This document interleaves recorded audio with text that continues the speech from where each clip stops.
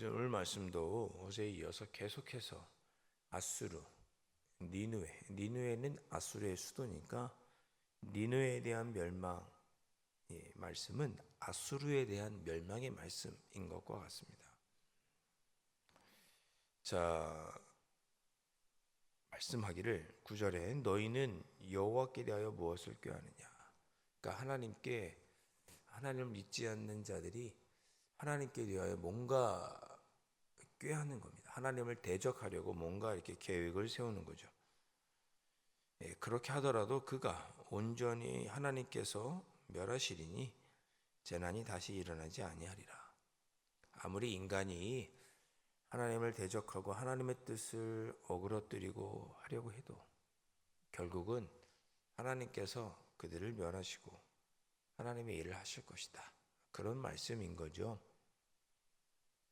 10절에 가시덤불같이 엉그러졌고 술을 마신 것 같이 취한 그들은 마른 지푸라기 같이 모두 탈 것이다. 그러니까 하나님께서 가시덤불을 엉그러뜨리고 마른 지푸라기 같이 탈 것이 태워버리실 것이다. 그렇게 완전히 진멸시키실 것이다.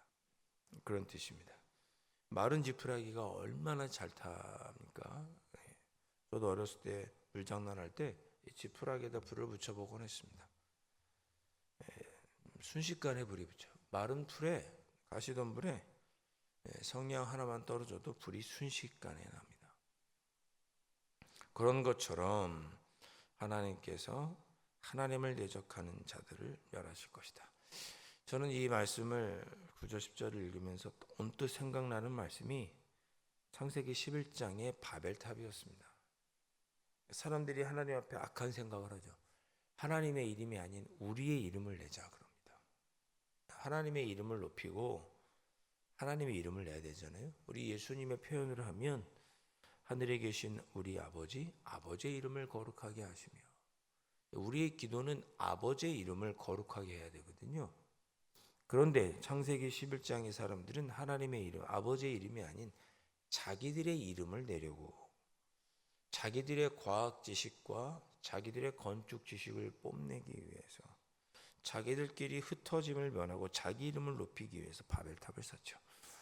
하나님께서 그걸 아주 간단하게 해결하시죠. 어떻게 합니까?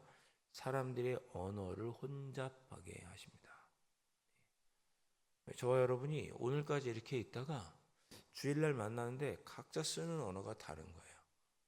어떻게 해요? 말이 통하지 않으니 통역해 줄 사람도 없고 그러니 뿔뿔이 흩어질 수밖에 없었죠. 하나님께서 가시덤불같이 마른 지푸라기같이 하나님을 대적하는 자들을 멸하시는 것, 간단하게 바벨탑 사건에서 하나님께서 하십니다. 이것이 위로가 되는 거죠, 우리에게. 우리의 대적자, 하나님의 대적자는 하나님께서 간단하게 멸하시는구나. 11절 여호와께 악을 꾀하는 한 사람이 너희 중에서 나와서 사악한 것을 권하는도다. 여기 말하는 하나님께 악한 일을 꾀하는 한 사람이 누구냐? 바로 아수르의 왕 사네립을 의미합니다. 이름이 산헤립이에요. 산헤립. 악한 아수르 나라를 이끌었던 왕이죠. 온갖 악행을 일삼고 사람들을 무자비하게 죽이고, 특별히 어떻게 했습니까? 이 사네립이 북이스라엘, 하나님의 나라, 하나님의 백성 북이스라엘을 괴롭게 했죠. 결국은 북이스라엘이 아수르 손에 멸망을 당하게 됩니다. 그 아수르도 나중에 바벨론에게 멸망을 당하게 되죠. 역사 속에서 사라지게 됩니다. 자, 그 한 사람을 하나님께서 멸하실 것이다. 사네립 왕, 북이스라엘을 괴롭게 하는 사네립 아수르의 왕을 멸하실 것이다. 12절에 그들이 비록 강하고 많을지라도 반드시 멸절을 당하리니. 말씀드렸죠? 그들은 나중에 바벨론에게 멸망당하게 됩니다. 그가 없어질 것이다. 없어졌죠. 역사 속에서 사라집니다. 다시 회복했다는 이야기가 없죠. 그런데 이스라엘은 포로에서 돌아와 다시 재건하는데 아수르는 그런 이야기가 없습니다. 내가 전에는 너를 괴롭게 하였으나 다시는 너를 괴롭히지 아니할 것이라. 아수르가 다시는 너희를 괴롭게 하지 못할 것이다. 첫 번째 약속이죠. 여러분, 하나님께서 몇 가지 약속하시는데 우리의 삶을 한번 잘 돌아보시면서 우리에게 주시는 약속이라고 생각하시면 좋겠습니다. 아수르가 너희를 괴롭혔는데 다시는 너희를 괴롭히지 않도록 멸망할 것이다. 약속한 거죠. 군사력으로 막 넘어와서 막 침략하고 노략하고 그런 일 없게 하겠다. 13절에 이제 네게 지은 그의 멍에를 내가 깨뜨리고 네 결박을 끊으리라. 이 표현은 그가 아수르에 지불했던 막대한 조공을 의미합니다. 경제적인 수탈이죠. 그것도 끊어버리겠다. 14절 나 여호와가 내게 대하여 명령하였나니 내 이름이 다시는 전파되지 않을 것이라. 다시는 사람들이 아수르라는 나라를 입에 올리지 않게 될 것이다. 그런 뜻이죠. 전파되지 않게 될 것이다. 사라질 것이다. 그런 뜻입니다. 내가 내 신들의 집에서 새긴 우상과 부은 우상을 멸절하며 내 무덤을 준비하리니 이는 내가 쓸모없게 되었습니다. 아수르라는 나라는 쓸모없게 되어서 다시는 그들의 이름이 들려지지 않을 것이다. 자, 이 약속의 말씀을, 이스라엘을 향한 약속의 말씀을 우리에게도 한번 적용해 보시죠. 12절 너를 괴롭게 하는 자를 다시는 너를 괴롭히지 못하게 할 것이다. 여러분 혹시 누가 여러분 괴롭게 합니까? 그럼 하나님께서 그 괴롭히는 자를 멸하셔서 다시는 괴롭히지 못하게 하시겠다고 약속하신다면 여러분 마음의 위로를 얻으시겠죠? 제 나훔 이름이 위로자라는 뜻이라고 말씀드렸죠. 우리를 괴롭히는 자의 멸망 소식은 우리에게 위로가 됩니다. 12절 이스라엘 백성들이 막대한 조공을 바쳐서 경제적으로 매우 어려운데 그거 끊으시겠다고 13절에 말씀하시잖아요. 여러분의 혹시 경제적으로 어렵게 하는 문제 하나님께서 끊으시겠다라고 말씀해 주시고 약속하시면 여러분에게 위로가 되시겠죠? 14절 너를 힘들게 하는 자를 내가 다시는 쓸모없도록 다시는 쓸데가 없도록 만들겠다. 그래서 그의 이름이 들리지 않게 하겠다. 우리를 힘들게 하는 누군가 우리의 원수 대적의 이름이 다시는 들리지 않게 쓸모없게 하겠다. 그렇게 하나님께서 약속하신다면 여러분 위로가 되시겠죠.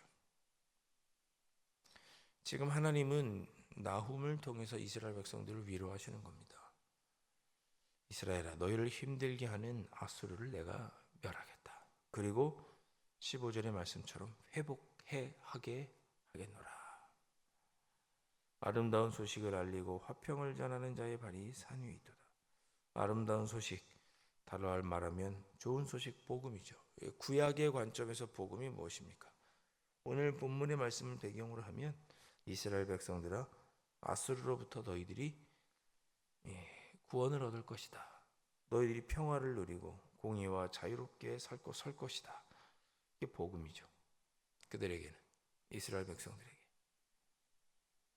그리고 너희들이 마음껏 내 절개를 지키고 하나님께 예배하게 될 것이다. 그런 뜻이고 그렇게 하나님께서 너희들이 약속한 대로 그 약속을 갚으실 것이다. 악인이 진멸되었으니 다시는 그들이 너희 가운데 다니지 못하게 될 것이다 라고 회복을 약속하십니다.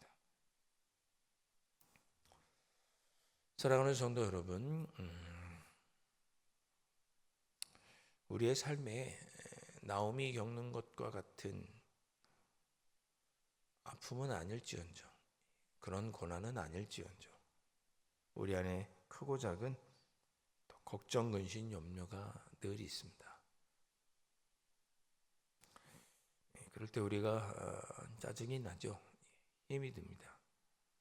사막을 횡단했던 한 수도사가 사막을 횡단한 끝에 사람들이 와서 사막을 횡단하다니 무엇이 가장 힘들었습니까? 외로움이었습니까? 아니면 어떤 삶을 살아야 되는지 고민해야 하는 것이었습니까? 뭔가 거대한 깨달음이 있었습니까? 물었습니다. 사막을 횡단했던 수도자가 대답했죠. 내가 가장 힘든 것은 내 발가락에 낀 모래 한 알이었다. 그렇게 말합니다. 여러분, 발에 모래 하나 있으면 얼마나 귀찮습니까? 신발을 벗고 모래를 털어내죠. 우리의 삶에 그 모래 한 알처럼 우리를 힘들고 어렵게 하는 문제가 있습니다. 제가 다 알지 못하는 여러분의 기도의 제목이 있으시겠죠. 하나님은 오늘 나홈의 말씀을 통해 우리에게도 그렇게 우리를 힘들고 어렵게 하는 크고 작은 많은 문제들을, 그 문제들로부터 우리를 회복시켜 주시겠다고 약속해 주시는 줄로 믿습니다. 우리를 육체적으로 힘들게 하는 자들, 경제적으로 힘들게 하는 문제들, 우리에게 너무나 힘들게 하는 자들을 하나님은 쓸모없게 해주시겠다고, 경제적으로, 인간적으로 힘들고 어렵게 하는 문제들을 끊어버리시겠다고 하나님은 약속하십니다. 오늘 이 말씀을 붙잡고 이 새벽에 기도하셨으면 좋겠습니다. 하나님은 역사를 주관하시고 심판하시는 분이시라는 것을 다시 한번 깨닫습니다. 오늘 금요 집회 때 우리가 함께 기도할 텐데, 오늘은 금요 집회 때 한 가지만을 가지고 기도할 예정입니다. 딱 한 가지만 가지고 우리를 힘들고 어렵게 하는 문제로부터 우리를 해결해 주시는 그 하나님께 그 한 가지 문제를 가지고 간절히 기도하려고 하는데, 오늘 이 새벽에 주시는 말씀을 붙잡고 신실하게 우리의 삶의 문제를 해결해 주시는 그 하나님을 붙잡고 그 하나님을 신뢰하면서 기도하셨으면 좋겠고, 하나님은 분명히 심판의 하나님이신 것을 기억하시기를 바랍니다. 하나님은 악한 자를 반드시 멸하십니다. 쓸모없게 만드시고 가시덤불처럼 불태우시는 분이 하나님이십니다. 그럴 일 없겠지만 저와 여러분이 하나님 앞에서 악한 자가 되지 않기를, 우리의 죄가 하나님 아버지 앞에서 깨끗하게 되기를 간절히 바라면서 또한 이 새벽에 기도하실 수 있기를 주님의 이름으로 축원드립니다. 기도하겠습니다. 하나님은 요나서에서 보여주신 것처럼 악인들을 구원하시기 위하여 참고 기다리시지만, 참고 기다리신 후에는 또한 나홈서에서 말씀하시는 것처럼 반드시 그들을 심판하십니다. 저희의 삶의 문제, 아버지, 오랜 시간 기도하고 있는 악한 문제들, 하나님은 반드시 멸절하시고 심판하실 줄로 믿고, 저희들 그 일은 하나님께 맡겨드리고 신실하게 하나님 아버지 앞에서 살아갈 수 있게 되기를 소망하오니, 성령 하나님 저희를 붙잡아 주시고 아버지의 뜻을 이루어드리며 살아갈 수 있도록 인도하여 주시옵소서. 귀하신 예수 그리스도의 이름으로 간절히 기도하옵나이다. 아멘. 하늘에 계신 우리 아버지, 아버지의 이름을 거룩하게 하시며 아버지의 나라가 오게 하시며 아버지의 뜻이 하늘에서와 같이 땅에서도 이루어지게 하소서.